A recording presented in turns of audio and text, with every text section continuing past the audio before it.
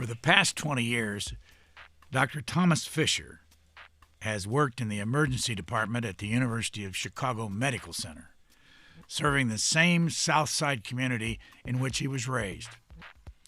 During the past 2 years of COVID-19, he decided to write about his experience in a large urban hospital emergency room.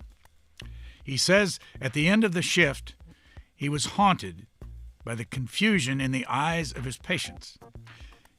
He asks a couple questions that they probably are thinking. Who is this man treating them from behind a mask? Why do they have to wait so many hours to be treated? Dr. Fisher attempts to answer these and many other questions in his book about a year of healing and heartbreak in a Chicago ER. Dr. Thomas Fisher, author of The Emergency, at the end of your book, chapter 15, it's a letter to your mom. And I want to read the first couple of sentences and have you fill in the blanks.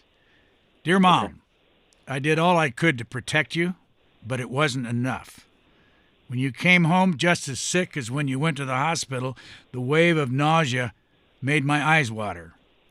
Years of training, a network of colleagues, and an understanding of how healthcare screws people amounted to a hill of dust when it came to keep you safe. Why did you write that to your mother and when? In the fall of 2020, my mom had some back pain. And for somebody as stoic and generally well as she was, any time she raised an alarm, even if she describes it as sort of minor, I get concerned. And in the process, we decided that she would go to the emergency department where I deliver care. And she didn't have a good experience. Like so many people who go to emergency departments around the country, she waited too long and didn't have her pain relieved sufficiently and didn't receive a timely diagnosis. And this is in a moment where, as I described there, I've been taking care of sick people for 20 years. I've been taking care of sick people in that specific emergency department for 20 years. And I have an understanding of how sometimes people get caught in the sharp grinding parts of an American healthcare system that doesn't always treat people well. And so in those moments, I wanted to be not a policymaker or a physician or a fixer. I just wanted to be a concerned son who was worried about his mom and wanted her to get diagnosed and treated. And I was disappointed across all counts. Not surprised, because I myself have been a perpetrator of those long waits, of those misdiagnoses, of those undertreatments of pain. And I'm not innocent in this process. But I wanted something better for my mom, as we all would. And so it was indicative of sort of the frustration that I experienced both as a caregiver and as a observer of the American healthcare system, and was particularly hurt that, my own mother, I couldn't protect her in the time that she needed it, even though I knew what might happen. Did she survive it? Yes, she's doing great. She went elsewhere and, through a process of elimination, was found to have a treatable condition that was treated with medications over an extended period of time, and the condition resolved, and now she's, well. But, it's terrifying. If you've had family members sick, you worry. Even those of us in healthcare, our minds often go to worst case scenarios rather than the most common scenarios. And what we hope is that they will be seen and treated and delivered from illness as quickly as possible, given all of the deep technical resources the American healthcare system has. And sometimes it works and sometimes it doesn't. How many people ever go into an emergency room? how many people ever go in. In other words, what's the percentage of people that use it? Do you know that? I mean, I assume that at some point in everybody's life, they use an emergency department. It is the most common denominator of all of American healthcare, where people who are facing one of their biggest challenges, either, the day that their dad has a heart attack, or, when somebody falls at work, or, gets their, has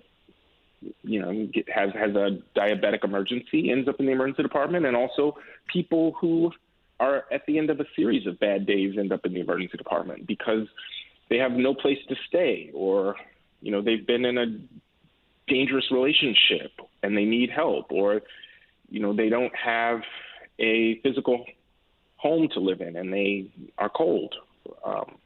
And so I think over the course of people's lives, everybody at some point goes to the emergency department. I certainly have. And, in those moments, it means the emergency department is a very special and interesting place because we see everybody. We see people who are healthy and chronically ill. We see the rich and the poor. We see the homeless and the CEOs. And it gives us a vantage point on society that very few other people have. If I were to walk in your emergency room, what would I see? That is a very interesting and sort of cool question because it totally depends. Our busiest days tend to be Mondays, which is counterintuitive. I think most people assume that we're busiest on like a Friday night or something, but Mondays are our busiest days. And on a typical Monday, you'll see all kinds of things. Somebody was riding their bike to work and hit a pothole and fell and, might have a sprained or broken wrist. We see people who have missed their dialysis sessions and are in the emergency department short of breath. We see confused older people who might have a urinary tract infection, something easy that we can treat. We'll see people who are depressed or anxious and are either clear that they're depressed or anxious or are having a physical complaint that is their presentation of depression and anxiety. We see back pain. We see shootings. We see women having pregnancy complications. We see everything. And that will be most prominent on a Monday afternoon or evening. And then we sort of get a little bit quiet on a Sunday morning when fewer people are coming in. And in flu season, we see a lot of the coughing and febrile and people with chronic illnesses who have fallen ill with a virus. Not surprisingly, we saw a ton of that during COVID. And in the summer, we see motorcycle accidents and shootings and car collisions as people meet traumatic injuries. It has some patterns to it that if you've worked there long enough, you begin to experience. But it is always interesting. And I don't think that I started feeling like, I've seen it all until I'd been practicing for about 10 or 15 years. And even now I get surprised on occasion. What's your week like?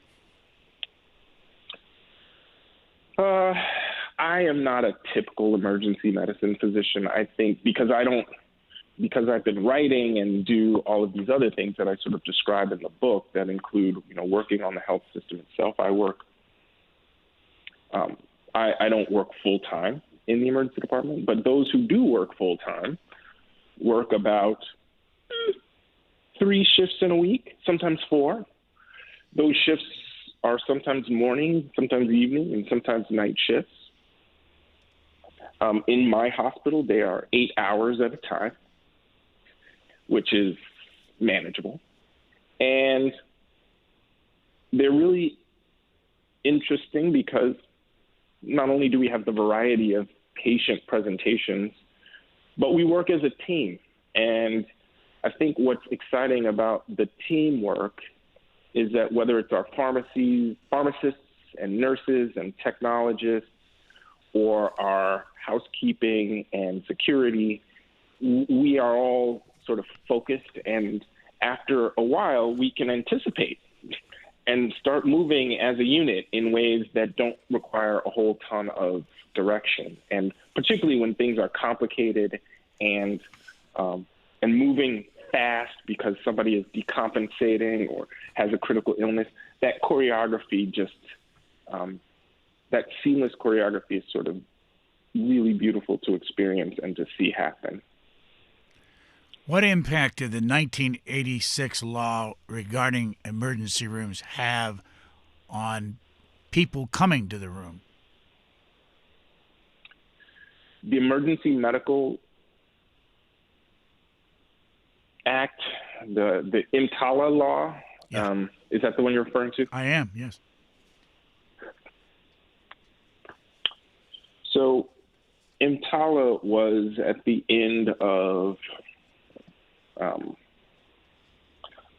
an active work to keep hospitals from dumping their uninsured patients on public sources, on the public hospital system. And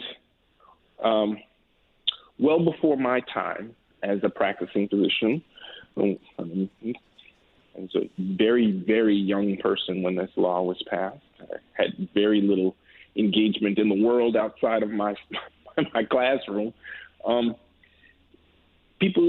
Doctors, sick people would often get a wallet biopsy before they got care. And if they weren't of the appropriate insurance, my understanding is they would get transferred to public systems rather than being cared for where they were. And sometimes in that transfer process, their emergent medical issue would decompensate en route.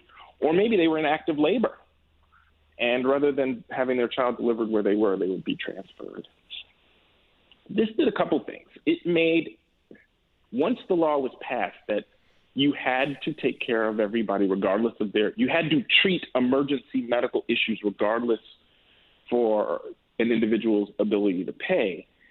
That made the emergency department the indispensable health resource in the American healthcare system. It was literally the only place people could go without regard for their ability to pay. That wasn't primary care. They could select and say, well, we're only going to see 10% Medicaid or 15% uninsured. Everybody else could select, but not the emergency department. That was the only place you could go, even if you had no ability to pay whatsoever. And so what that meant was it redistributed the healthcare resources of society. And so everywhere people could seek care, but it also meant that healthcare systems started thinking differently about how do we, if we have an unfunded mandate to care for people through the emergency department, care for their emergent issues, what are the financial implications for their healthcare system as a whole? And if they need or want a particular margin, will an unfunded mandate to care for people who are uninsured or underinsured through the emergency department have an impact on the overall system? And hospitals responded in varying ways. Some flung their doors open with a moral mandate to care for everybody and figured out other ways to balance their books. And others did things like meter the way that patients who were admitted to the emergency department found beds upstairs compared to those who were transferred in or directly admitted, so that there was a de facto competition for inpatient beds. That led to ED overcrowding in a lot of places and delayed care for many people who came in. But that didn't happen everywhere, even though it was a relatively common solution. That said, EDs remain indispensable and do everything from child care to prenatal care to trauma care across our country. We'll get back to Madison in a moment, but where did you grow up in Chicago? I grew up in Hyde Park. So for those who are familiar with Chicago, Hyde Park is on the south side. It's one of the few communities that that has a racial diversity. It's in a segregated South Side, and it is mostly Black. But because it is anchored by the University of Chicago, there's a large community of white people as well, which is unusual on the South Side. It is the same community where, prior to his launch to the presidency, Barack Obama lived. Carol Moseley Braun, who was a Black woman senator, also lived in that community, and has boasted, and it's just a very interesting, walkable community. And it's the same community where I deliver healthcare right now. How did the killing of Ben Wilson change you? Ben Wilson, Benji, played basketball at Simeon. I was a kid when his star was rising on the South Side, when he was seen as the country's best basketball prospect, was about the same time that Michael Jordan arrived at the Chicago Bulls and was emerging as the country's best NBA player. I was, a grade school child, and looking and high schoolers and NBA players were basically all the same adults in my mind. These were people to look up to. One day, Benji was leaving school and was with his girlfriend and bumped into another young man. Conflict ensued, verbal jabs were exchanged, and Benji was shot right there on the sidewalk and died hours later. And what I recall was the city mourned his death, not only because Benji was this rising star in a basketball-crazy city and in a basketball-crazy South Side, but because for all intents and purposes, Benji was the model. Benji was being groomed for excellence by his striving middle-class family, who was training him not only to be a great ball player, but to be the sort of citizen that we claim we want.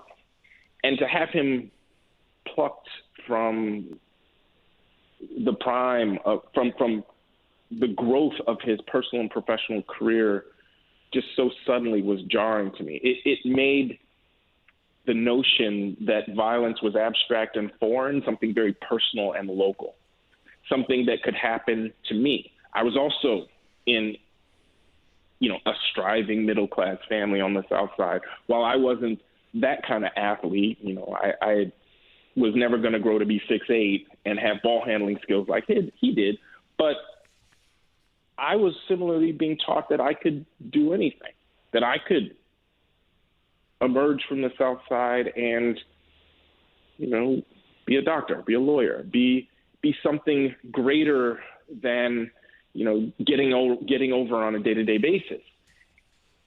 And if he could get plucked and have his life ended on the sidewalk outside of school, well, doesn't that mean any of us could? It was a very sobering view on the random, wanton violence on the South Side, that a small conflict with the infusion of guns could lead to the end of a life, quickly, suddenly, and without recourse. How often have you seen someone come to the emergency room because of a gunshot wound? I mean, it happens all the time. There is incredible violence in America's cities and on the South Side of Chicago. I think what we often tally and see the numbers of the people killed by guns, but that is a fraction of the number of people shot. I mean, in the summer, it's not unusual to see double-digit people shot in the night in our emergency department. And, over the course of a year, there are hundreds, if not thousands, of people that we care for who have been, shot full of holes for everything from, a random bullet flying through their home to intense conflict that led them to be shot and injured. It is extremely common. This may sound like a strange question, but when somebody is shot and they come into the emergency room, what is your reaction to the wound itself, and how often? I mean, I've never seen anybody shot, but if somebody is wounded by a gun and by a bullet, what condition does it usually create in the body, and how do you treat it? There are two levels to this question. There is sort of the clinical question of what does a missile do to flesh, and then there's the other question to what is being shot do to a person. What the missile does, it depends on what they are shot with. I mean, some of the low caliber handguns, like 9mm handguns, are a lot like, it's like pushing a spear through tissue. Like what it touches is what it injures. And sometimes that hits bone, sometimes that hits arteries, vital organs, and people need emergent resuscitation. And we've got incredible trauma surgeons and anesthesiologists who are at the ready 24 hours a day, 7 days a week to rush people from our emergency department into the operating room in order to stop bleeding and reconnect bones in order to save them. Sometimes we see these magical bullets that seem like they don't hit anything and just go right through somebody's muscle or skin and leave them without much injury. Occasionally, we'll see people with these high-velocity military-style weapons, and those missiles create not only the flesh wound, the wound of what it goes through, but also create a shockwave in tissue and damage things that the bullet itself never touched. And those devastating injuries require even more resuscitation and are more likely to lead them to death and devastation. But then there's a second component to this, which is they damage people in communities. When people are shot, it changes them from being healthy to sick in a flash, which is more than simply a physical experience. It's a mental and social experience. It shows them that safety is conditional, that they can be transformed from one thing to another with the flash of a gun muzzle. And people experience PTSD and bad dreams, and it changes them in ways that are hard to articulate. And not only does it change them, it changes their family and their community. I had a patient not too long ago who, had been shot in the past and stopped going outside because he didn't feel safe. Felt like the sun was an eye looking at him. That kind of depression is not simply what happens when the bullet passes through your tissue. It is what happens when these bullets pass through our communities, when communities don't feel safe, when a sufficient number of people are harmed, that violence becomes a language that everybody begins to speak. Those things are, a public health emergency, and I think we're beginning to think about it that way. But I think that they're just it's a prospect that if we grappled with more dearly, we might have more solutions than simply let's escalate our criminal justice system. But we might start thinking carefully about how is it that we create safety for everybody. In your book, you have 7 letters that you write to different people. I would ask you first, for someone who might get the book, are those names the actual names of people, or are they synonyms? Oh, they're absolutely synonyms. I wouldn't want to violate anybody's trust or have people come in the emergency department thinking that they would be somehow turned into a character. So these are composites, and these are constructed names rather than real ones. In the letter, Dear Nicole, you say this: television shows about emergency rooms make you think it's all romance and drama, but what we do is mostly mundane. I ask that question in light of the fact that there is a show that is based on a hospital. Almost sounds like the University of Chicago Medical Center, Chicago Med. Have you ever watched it, and what's the impact that that's having on the public? I have never watched any medical show. I've never watched Chicago Med. I never watched ER. I've never seen St. Elsewhere. I haven't seen any of them. And for a couple of reasons. I mean, if they're too real, then I could be at work, and that's not exactly something I would find enjoyable or relaxing. And if they're not real enough, I don't know if I would be able to suspend my sense of disbelief in order to accept it as entertaining. So I don't really watch them. I do think that you hear people see these shows and feel that, well, everything wraps up in a 60-minute period or however long it is. People they get treated, diagnosed, and discharged in such a short time frame. And when people get CPR, they always come back.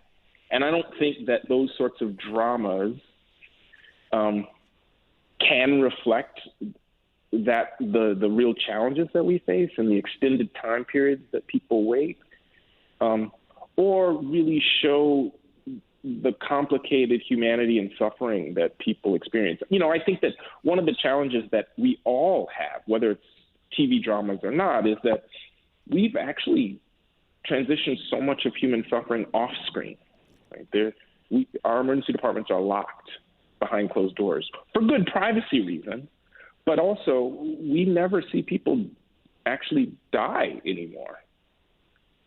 I feel like people used to die at home in the 20th century. It was more common that our elders would get sick and they'd die in their bed, and family would be around them. And now all of those ends have been medicalized, and never did we see that more than during COVID, where for good public health reasons, hospitals were closed for the public.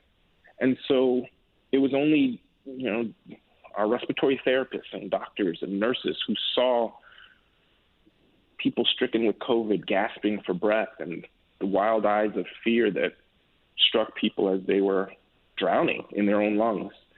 And I wonder if instead of, the sanitized TV drama where things get wrapped up, even if they're scary, get wrapped up in a 60-minute time frame, we actually saw what happened over the multiple weeks that it took for folks to succumb to COVID. Maybe we might have come together to address it more acutely. Maybe if we actually, illuminated the waiting rooms of our nation's emergency departments, where people sit and wait for hours, and young people are stricken with chronic illness too soon, and people are maimed by work events. Maybe if we saw that and saw the humanity in those moments and recognized that these weren't rare experiences and they didn't get neatly tied in a bow, maybe that would lead us to take them more seriously and make different decisions about how we structure our society, given it's our society that affects how we are, that affects our bodies in these moments. What's the average time you spend with an ER patient? That's a good question. It depends. Our emergency department is structured by acuity. So there are certain sections of our emergency department that are for the critically ill that need resuscitation and care over a longitudinal period. So, if you're having a stroke, you need a lot of resources. You need a whole team to come in the room to see if we can't resolve that problem. And if you have a sprained ankle, you need a different level of resources. You don't need quite as much resource, and you might not even need a whole bed. You might even be able to have that managed in a chair. And so when I'm in an area that is where I am simply screening people for an emergent medical condition and start their workup that they can then go back to the waiting room, I might only get 3 minutes per patient. But if I'm in the trauma area or I'm in the resuscitation bay and somebody needs intense care, critical care over an extended period, I'll be there as long as it takes. Half hour, whatever is necessary, I'll be in the room to make sure they get the service they need. And we rotate those spaces over the course of a month, over the course of the year, so that everybody experiences all facets of our emergency department, all of our faculty and all of our residents to get the exposure to both sides of that care process. Where did you get an idea to write a book?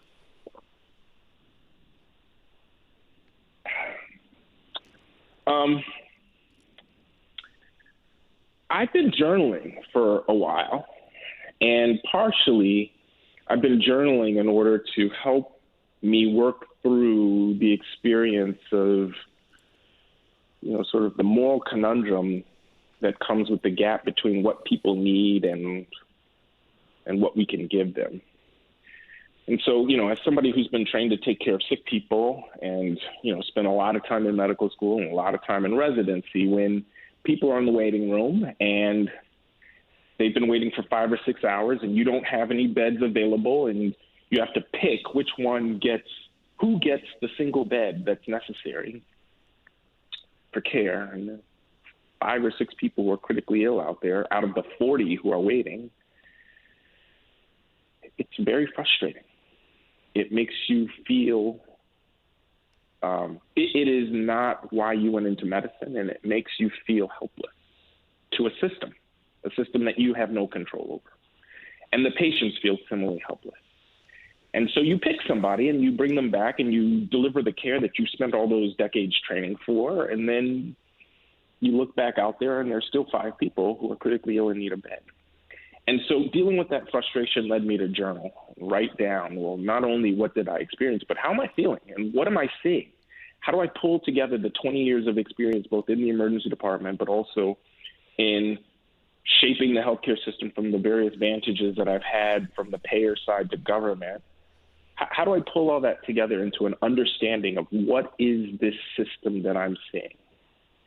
And that journaling led me to some conversations with friends who have been trying to encourage me to write for quite some time. And then the next thing you know, COVID happens, which not only lays bare many of these system challenges that have been long-standing, but also provides quite a lot of time to write. I mean, there's no restaurants to go to, can't travel, nothing on TV because everything from sports to new television shows have been canceled. So that journaling turned into a daily writing habit. And then the next thing you know, here we are with the book. How did you get Ta-Nehisi Coates to write a foreword? Ta-Nehisi and I met when we were in our late teens, early 20s through common friends. And we've been in constant dialogue ever since, close friends.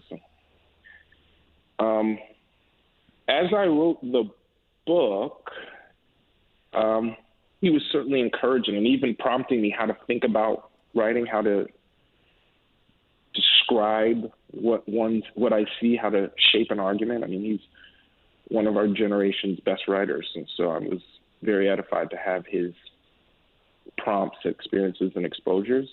And then, as he writes in the foreword, there was a time, 15 years ago or so, 17 years ago, where he and I and our other common friend, Natalie Moore, were more or less, we were proximate to a murder, where we heard the gunshots and saw the body, and, which was a tangible reminder to how not only are we all close to it, We're close to the violence. It's always been proximate to our lives, so close that we can see it going off around us. And here I am taking care of the victims of it in my emergency department in the same community where I grew up in. But as I describe in the book, the implications of this, the implications that we have a broader society that is structured by racial caste, that distributes our goods, resources, and protections accordingly due to segregation, that elevates profit over people and creates winners and losers, and those losers are experiencing those losses in losses of years and extended suffering because of the health consequences of a society that doesn't protect them. Well, this dovetails with the work that he's been doing. And in many ways, they're facets of a broader argument about the sort of revolution that we require in the way we see humanity in order to restructure a society that actually takes care of the people and recognizes our shared humanity. Since our arguments are similar, when he read the book, he was like, how can I help? And this is how he helps. And I just feel privileged to have his friendship and really fortunate to have his words introducing the emergency. How often have you noticed that black people coming to an emergency room are treated differently than white people? It's very rare that there is some explicit, well, this black person is going to get different care than that white person. Because we've structured a society that is segregated and we have created these massive wealth and income imbalances, what's more common is that we have a society-wide difference in the way we take care of black folks and white folks. Near my hospital on the south side of Chicago, it's mostly black people. The south side is predominantly black. In Inglewood, a community not far from where I work, we see 25% of people are unemployed, 12% or so are uninsured. And so when you are unemployed, your opportunity to take good care of yourself, to, have time in order to eat healthy and exercise, to remain mentally safe from stress and strain, are limited. Also, when you don't have that buying power, the likelihood that you have the goods and services around you where you can buy healthy food are fewer. That struggle that goes along with poverty in resource-constrained environments has been described really clearly as the genesis for our violence pandemic. In Elliot Curie's really great book, A Peculiar Indifference, he describes how violence tracks really closely with poverty. You compare that to Lakeview, where only 2.5% are uninsured and 2.5% are unemployed. You see a bountiful neighborhood with shops and restaurants and plenty of healthcare outlets. So it's not surprising that black men in Inglewood have a life expectancy of around 60 years compared to about 90 years in Lakeview, a 30-year life expectancy difference. That's not because somebody says, well, this person is going to get different care than that person, or this person doesn't matter, but that person does. It's because as a society, we made those decisions, and we continue to make those decisions.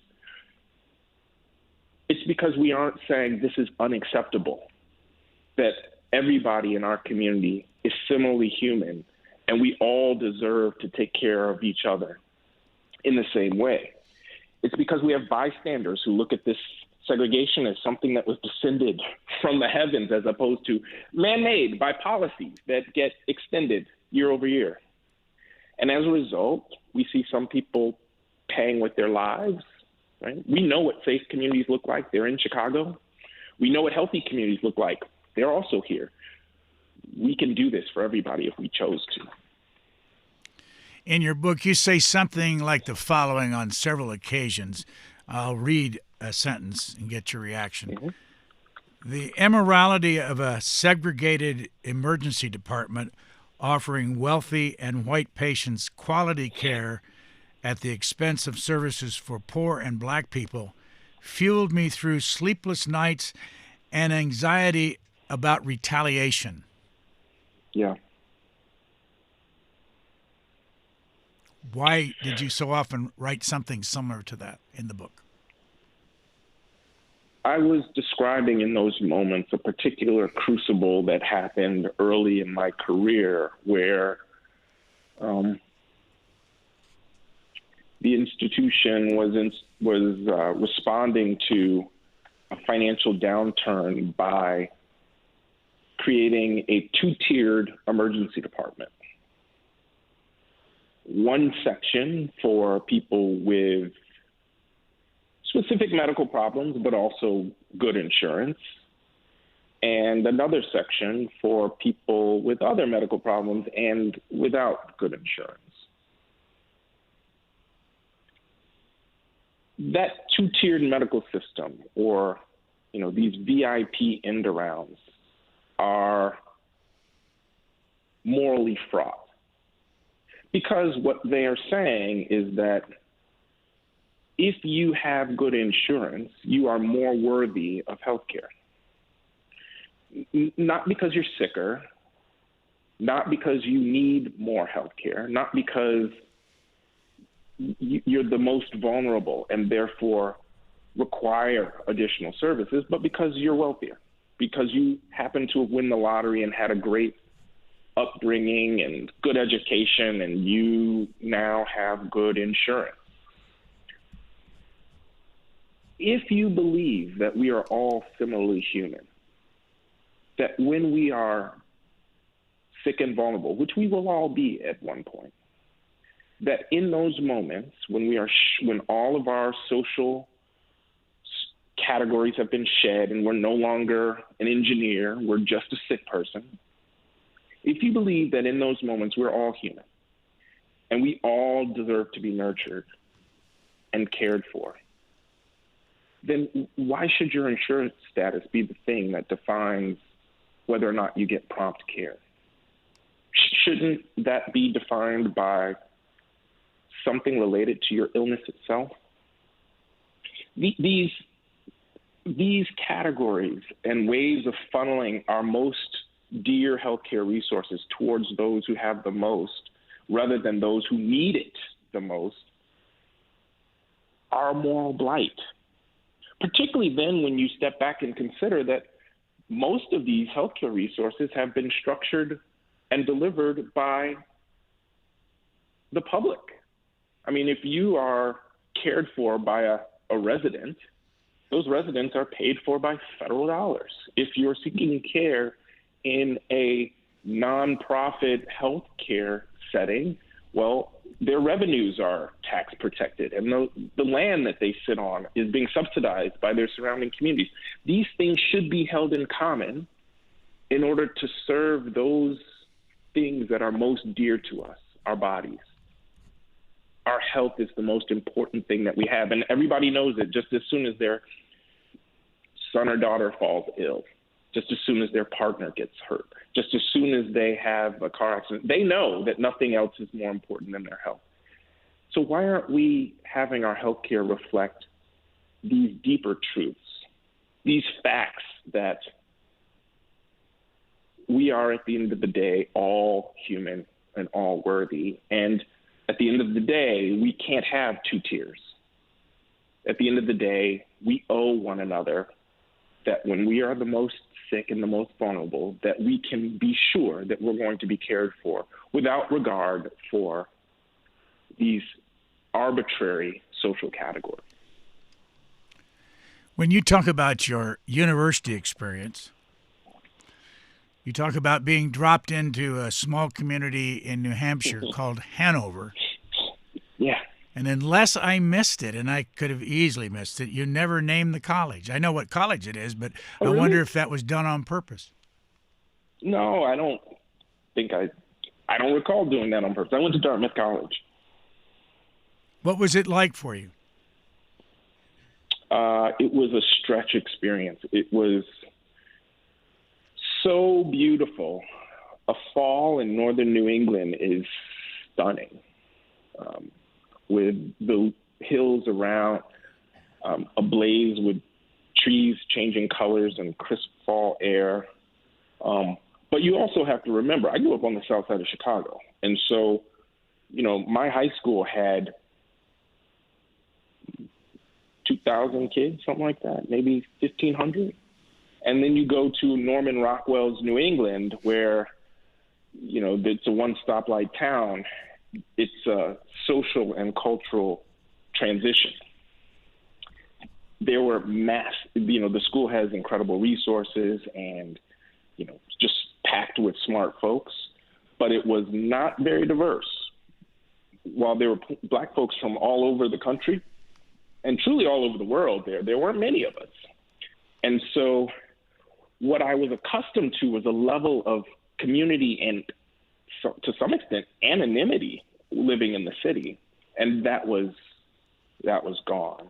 It taught me that, I learned a ton in and outside the classroom, just as one does in college as you're growing and maturing and, turning into an adult, but also being confronted and challenged by, these very rigorous academic challenges, but also being a very small minority in a larger white population that's also quite wealthy, helped me understand what challenges may lay ahead as I navigated larger white spaces, and also taught me that, hey, if I can do this, I can do anything.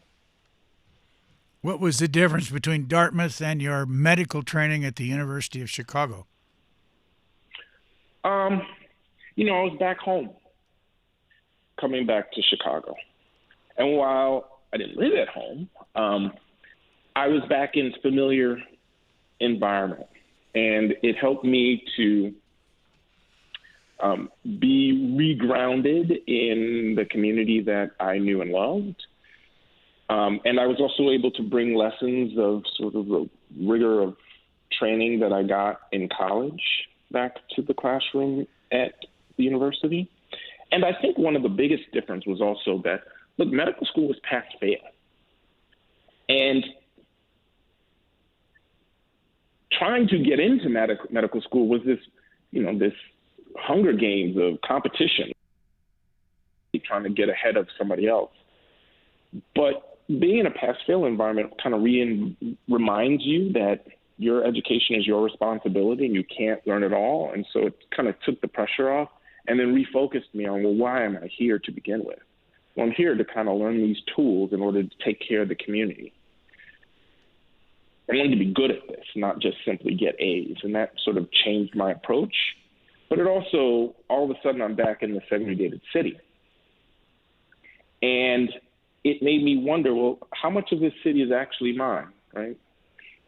It kind of brought me back to, the Benji question. Like, here's somebody who's doing all the right things and was plucked just as he was starting to, grow into exactly what he was being groomed to do. Here I am back in the city, and I'm back in this segregated community. Well, how much of this is mine? Can I go to these, downtown restaurants and museums just the same as my classmates? Are they just as much mine as any other Ivy League graduate who is now a medical student? And, I talk about this in the book, but in those same time periods, there was a Northwestern student who was executed in a traffic stop by a police officer. His name was Robert Russ. And he was a Northwestern medical student, same city, graduating soon, black man. And while I think this was before body cams, it wasn't really clear what happened, but here was another person another black man, like me, doing all the right things, who was, taken right as he was about to leap into his adulthood. And so, at the time I was similarly, I was chastened by this. I was like, well, maybe the city really isn't all mine. Maybe, in fact, these are parameters that are being enforced and they aren't arbitrary. Maybe I need to take heed to what the lessons are. What was your path to becoming a White House fellow in the Obama administration, and where were you located during that time? The White House Fellowship Program is a very competitive application process with recommendations and essays and multiple interviews. And I applied soon after that crucible I described earlier, where the hospital intended but then stopped creating a two-tiered health emergency department. When that process happened, I realized that I needed to learn more about how leaders make decisions and how I can be more thoughtful and influential in whatever leadership processes might structure the American healthcare system. And so I applied, and through the process, I was selected, and I feel very fortunate. It's the best job I've ever had. Not only because I had amazing classmates in my group and joined a broader White House fellow community that has just been supportive and throughout this, in the subsequent years, but I was there soon after the Affordable Care Act passed, and I was placed at HHS, where all of the regulations that would turn into, that would emerge from the law and turn into restructuring the American healthcare system were being implemented. And so I was around extremely smart and experienced leaders. I was placed with the secretary, Kathleen Sebelius, who just demonstrated what some of the best of executive leadership look like: deep experience and thoughtful. I had the chance to work on the National Action Plan for Health Disparities to help us guide, will we get what we pay for, and make sure that those resources are being distributed to the people who need them the most. And I got mentors and peers that have stayed with me ever since. It was just a really cool experience. What have you noticed the impact of the Obamacare legislation has been on emergency rooms? I think that the short answer is we got busier, and I think the long answer is the reasons are complicated. I think that the Affordable Care Act has demonstrated the capacity. It expanded the ability. It expanded insurance to many more people, both through private insurance regulation, through the health insurance exchanges, through allowing young people to stay on their parents' coverage, and most importantly, through Medicaid expansion. And I think that what that's done is many things. I think that with more people being able to pay their providers, that meant that there was more incentive for providers to offer more resources. I think that's been good. I also think that that's led more people to seek help when they need it, and I think that's been good. I think that it also leads to a couple of other challenges. One is it hasn't changed the way we have shaped our provision of healthcare. Like the hospitals and clinics and medical centers still look largely the way they did before the Affordable Care Act, even as we pay for healthcare. And I think we need a similarly aggressive transformation in the way we deliver services so that we are filling in gaps and providing care in the ways that people need it at the times that they need it, and do so in a more, we need to do it in ways that are responsive to people's needs. I also think that so we've done the demand side of healthcare, which is how do you pay for it? Now we need to do the supply side, where we need a revolution in the way we deliver healthcare. I also think that I don't want us to get confused by the idea that healthcare will be solved with a new economic equation, right? Even if we did one of the many strategies to provide, Medicare for all or health insurance for everybody, part of what we're seeing is not just a payment problem, but a human problem. Like, I don't want us to get economic and human problems confused, right? These human problems, what we owe each other, the moral imperative to take care of sick people, is independent of how we pay for it, right? And I worry that if we're not grappling with that human imperative, the fact that we have a racial caste system in America that distributes our healthcare resources, and that we have in many ways elevated profit over people, those are human questions that can't be resolved simply by distributing additional insurance to more people. Because then what you will see is our systems will respond to ensure we are still responding to our racial caste system and still elevating profit over people. We have to actually fundamentally grapple with those deeper questions. We need a revolution in the way we view our humanity. And that's bigger than a partisan question. That's bigger than an economic question. It is, who are we as a society? And if you cannot see that shared humanity when we're sick, it's no question. It becomes obvious why you can't see it when it's our children. Another thing that we need to better invest in, or when it's our public safety. All of these things are growing from the same deeper question. And we see it even, one of the places I see it in healthcare most commonly is in some of the slogans we use to justify these stratification. Well, no margin, no mission. Right there, we're saying that our mission, which is taking care of sick people, and the profit should be on par. And in fact, you can't put those things in the same sentence. Our bodies are much more precious. They are the way in which we love, the way we dream, the way we worship, the way we create community. That's more important than the money. The money is simply how you make it happen. But what you make happen has to be elevated. And I don't think that the Affordable Care Act, or even if we restructure our care delivery service, can do that. We have to have this bigger, deeper question. And in the book, what I'm trying to do is show the humanity of that intimate relationship, show that who we are when we're sick is so much more important and something that we need to invest deeply in. Got just a couple minutes. I want to ask you a question that's out of context, but I wanted you to explain it.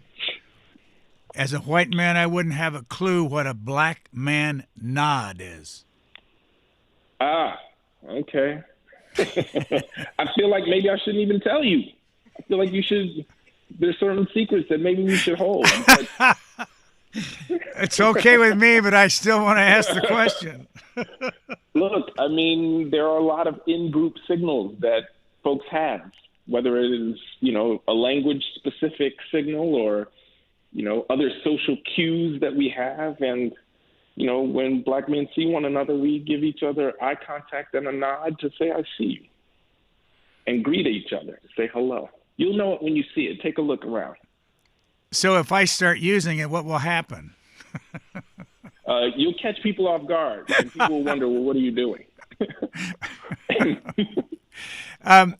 Mother a social worker, father a doctor, impact on you, and you also said your mother's an atheist. Yeah. I think that, I grew up in a home where education was encouraged, like most black folks. I mean, I think black folks care about education more than almost any community and work to get their children into the best opportunities for school. And you see that in the celebrations that happen in black graduations. And so my family was no different. And I think that, having two educated parents also, kicked that into a second gear. They also taught the importance of service and being a part of a community through, I think, social work. My mother as a social worker also revealed to me very early on that there are a lot of strata, that, things can be much better and much worse. And in her service, with the Chicago Public Schools, working with kids who were in the most dire situations, it was clear to her, that when things go bad, they can go very bad. And she worked very hard to protect us from those things by encouraging us to do our best, and by putting us in the position to do our very best. One last question. I always hate to say that because there's always 3 or 4 after that. But one last question, Dr. Fisher, is that your mom required that every subject of every book report had to be about a black person.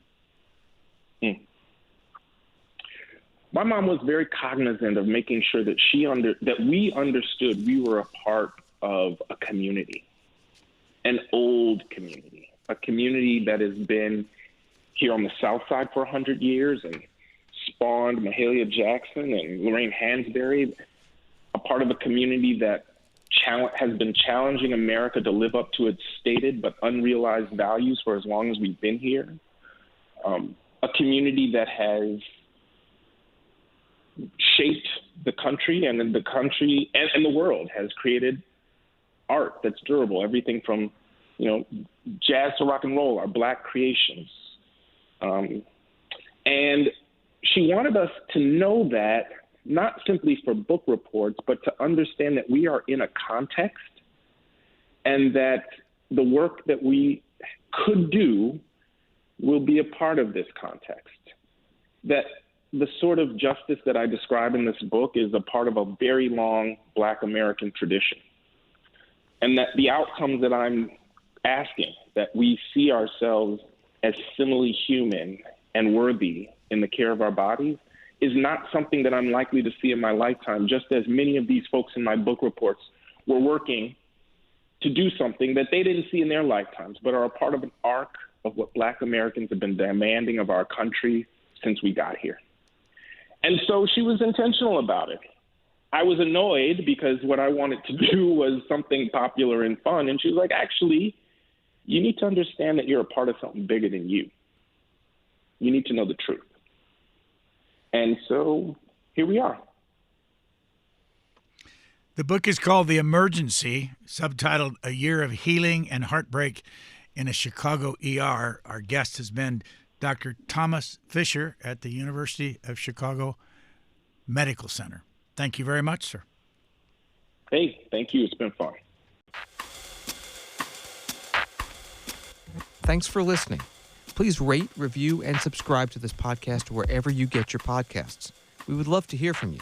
You can email us at podcasts@c-span.org.